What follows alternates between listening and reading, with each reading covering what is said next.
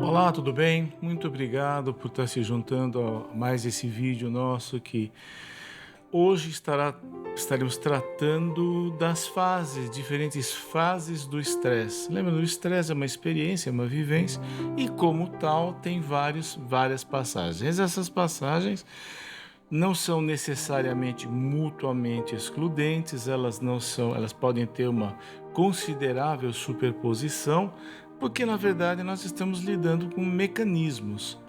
Então, pode acontecer, você tem um momento em que um predomina, tem um outro que só tem um, mas é muito comum que você tenha a superposição, né? Essas fases, e por que isso? Por que trazer aquilo que a ciência, a neurociência, a ciência comportamental, a medicina, a psicologia, a psiquiatria, a neurologia, etc. Por que trazer esse corpo de evidência para cá? Porque, veja, o conhecimento, e aqueles que me honraram em lendo o meu livro sabem que lá eu falo claramente que existe o conhecimento e a sabedoria. São duas coisas e eu enfatizo a diferença de ambas. Mas aqui o que nós estamos propondo é que, com o conhecimento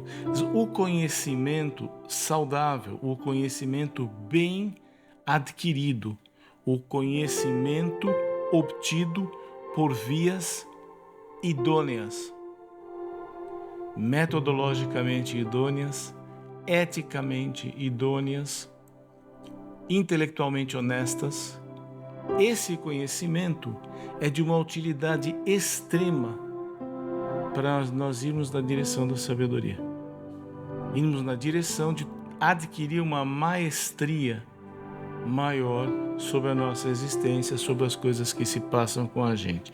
E com isto nós vamos o quê? Na direção da qualidade de vida, nós vamos na direção do bem-estar, nós vamos na direção de procurar extrair, obter da vida, né, uma gratificação, uma satisfação, uma experiência de paz e serenidade muito maior do que senão, e também não esperando que algo a mais advenha para que então a gente possa experimentar essa tranquilidade, ok? Então, ir do conhecimento à sabedoria é pela via da inspiração. Inspirar é a realizar. Este é um mote do Instituto Veredas Treinamento. E esse treinamento é o quê? Exatamente isso, é poder inspirar cada um de nós a buscar um estilo mais bem-sucedido, mais bem realizado de dar conta da vida e desfrutar dela. Bem, voltando então ao nosso tema do estresse, e aqueles que não assistiram, é altamente recomendável que assistam os 2 vídeos anteriores, eles estão lá disponíveis no canal.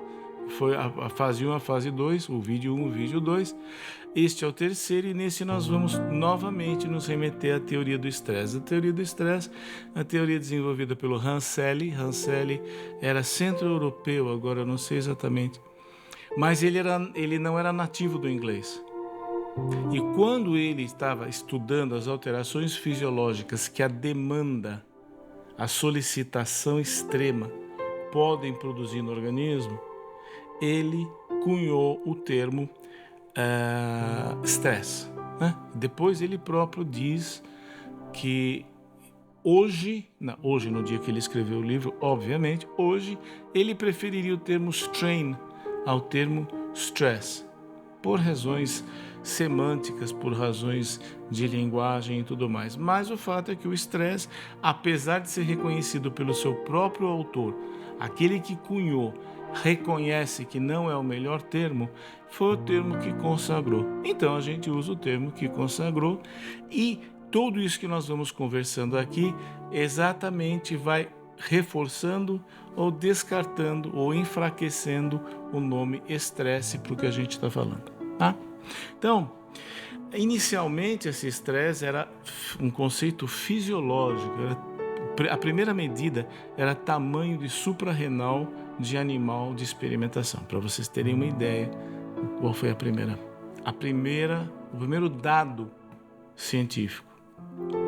Com o passar do tempo, essa fisiologia foi migrando para conceitos, foi se estendendo a conceitos comportamentais e psicológicos. O comportamental, lembrando, é aquilo que nós compartilhamos com outras espécies, e o psicológico é algo que a gente só tem acesso a partir da referência da pessoa, ou seja, a gente vai acabar falando sobre especificamente o ser humano, né? Por quê? Porque o rato tem suprarrenal, eu tenho suprarrenal.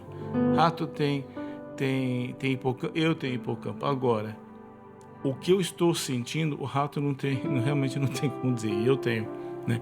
Então você faz essa diferença. O comportamental também existe no humano, é claro, mas assim, dentro do comportamental, psicológico seria uma peculiaridade humana.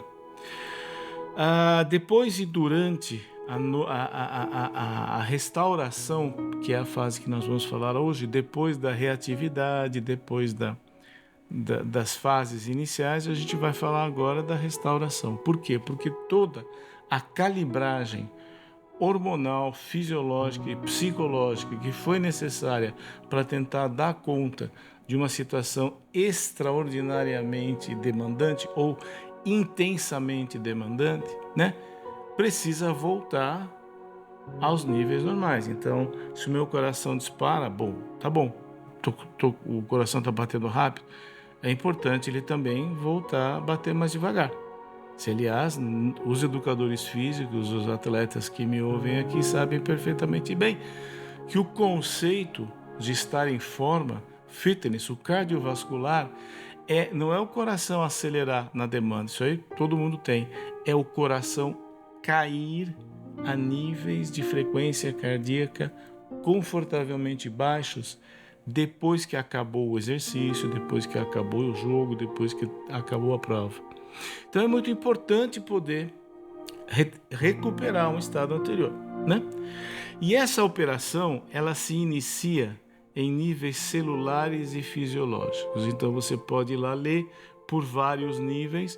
O nível celular, molecular e fisiológico, né, são os primeiros.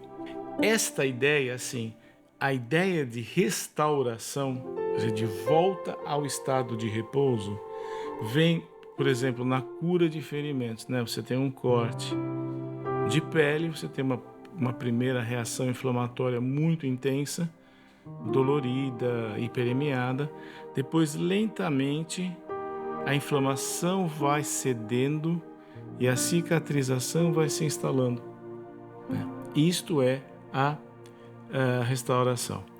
Outro exemplo de restauração é a restauração da imunidade humoral, né? Então, quando você tem especialmente um estresse infeccioso, você tem alterações do perfil, especialmente da imunidade humoral. Tem muitos estudos demonstrando isso, porque a imunidade humoral ela é muito boa de ser vista, de ser lida, e então você tem uma melhora, uma modificação de volta a níveis anteriores. Então, os anticorpos voltam aos títulos anteriores à infecção, ou voltam a títulos próximos dos títulos anteriores, mas não fica lá em cima um oceano de imunoglobulinas ali no plasma.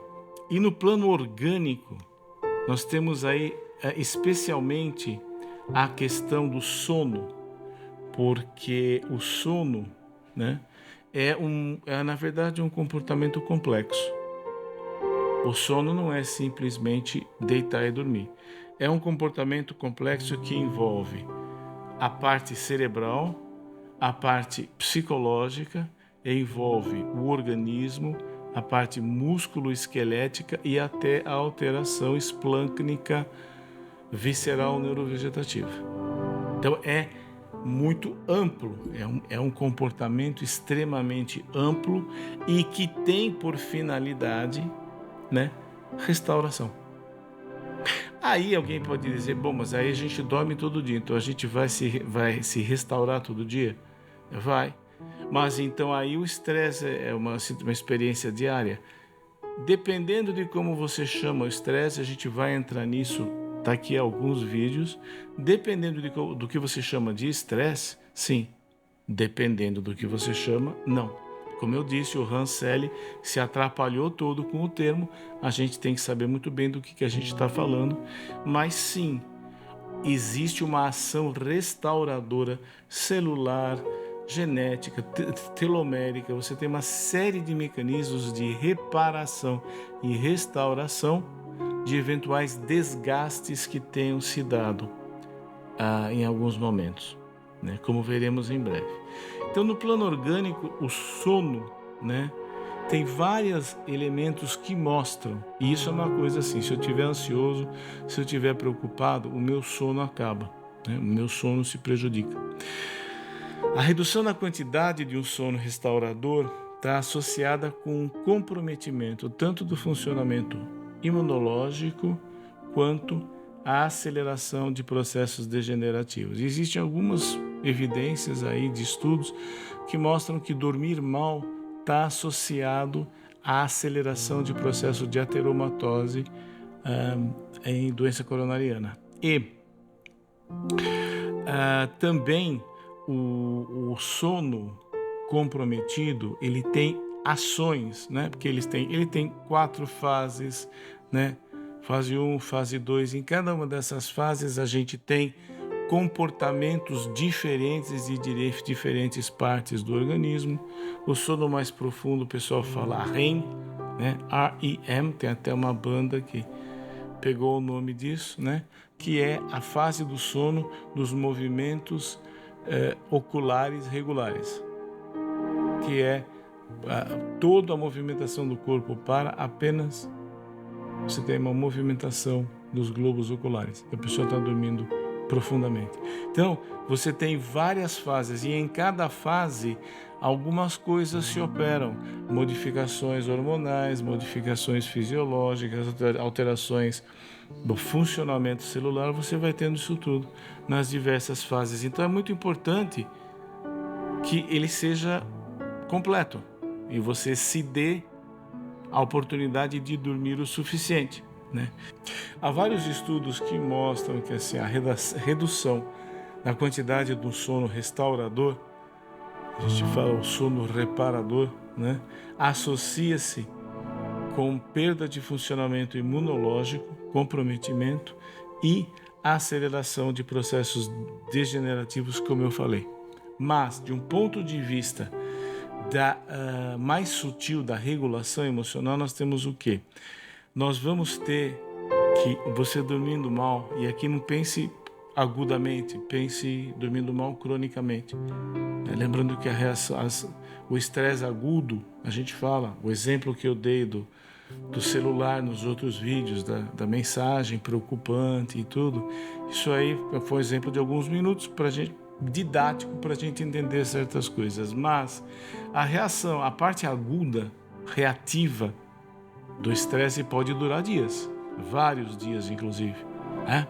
Então, o sono comprometido, acumulado, mais ainda. Então, o que você tem? Dificuldade na regulação emocional, mas não é só que você fica mais mal-humorado, não. Significa também que você tem uma perturbação na sua capacidade de experimentar prazer e gratificação. Então, torna-se, em relações amorosas, em relações de trabalho, torna-se muito difícil, você fica muito chato, você não consegue ficar alegre juntamente com a outra pessoa, você não consegue ficar solidário como gostaria com a outra pessoa, a sua empatia está gravemente comprometida. E também um prejuízo, esse sono perturbado também traz um prejuízo violento na sua cognição, na sua memória, na sua capacidade de concentração, na sua capacidade de atenção. Então você tem dificuldade de lembrar das coisas, você se confunde nas tarefas que você vai ter que fazer, você tem dificuldade em realmente se focar no que você tem para fazer, você se sente esparrelado, você se sente desatento e desconcentrado. Tá? Agora, isto tudo junto conflui para um resultado final, né, de hostilidade. Então, o que acontece? Se você tem a intenção de ser menos hostil com as pessoas à sua volta, você percebe que está sendo mais hostil e aversivo às pessoas do que sente que seria o caso.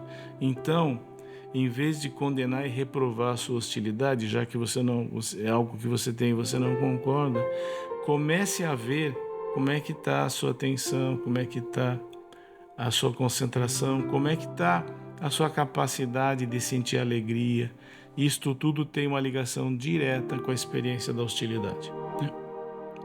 Mais ainda, a sonolência, o torpor, aquela coisa que eu dormi mal, então agora eu estou meio devagar, né?